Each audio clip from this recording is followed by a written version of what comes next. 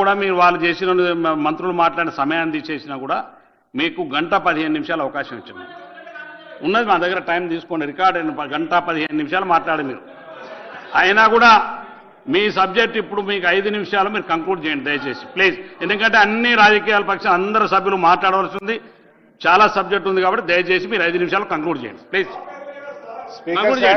Speaker sir, అక్కడ commission ముందు మాకు న్యాయం చేయలేదు, ఇక్కడ మీరు కూడా చేయకపోతే ఎట్లా సార్?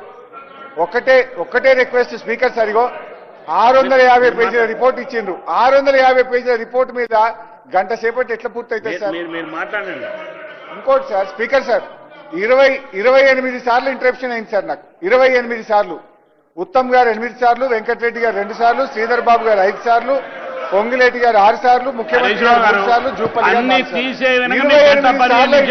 సార్లు. ఎందుకు మళ్ళీ దాని వెనుకదీస్తారు? మీరు మాట్లాడి మీకు చాలా sir. My submission with you sir, my submission with you. ఒక్క హాఫ్ అన్ అవర్ ఇవ్వండి, ఒక హాఫ్ అన్ అవర్ బయట చెప్పుకోండి. మీరు మాట్లాడి హాఫ్ అన్ అవర్ మీరు కంక్లూడ్ చేయండి. Half an hour sir.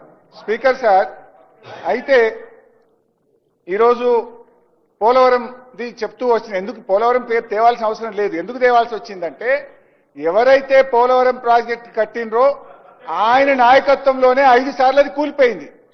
ఆయనను తెచ్చి మేడిగడ్డ బ్యారేజ్ కు ఎన్డీఎస్ఏ చైర్మన్ గా రిపోర్ట్ ఇస్తే ఆ రిపోర్ట్ కున్న శాంటిటీ ఏంది అని నేను అడుగుతా ఉన్నా.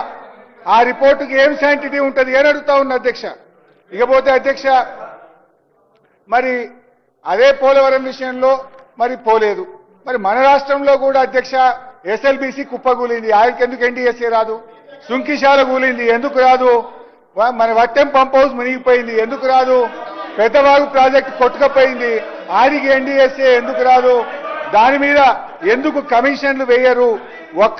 ఒక్క మేడిగడ్డ మీద మాత్రమే ఎందుకు ఇంత కక్ష అని చెప్పి ఈ రాజకీయమైన కక్ష అని నేను అడుగుతా ఉన్నా అధ్యక్ష.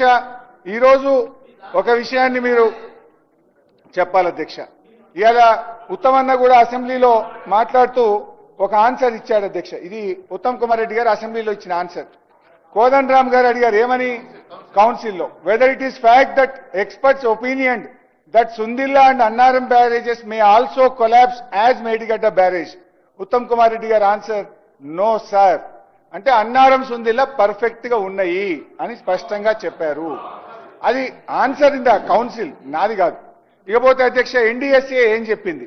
ఎన్డీఎస్ఏ పేజ్ నంబర్ 22లో ఏం చెప్పిందంటే, after obtaining the results from various investigations and an opinion of expert committee, the restoration of block 7 of Medigadda will be taken up and the barrage will be under operation.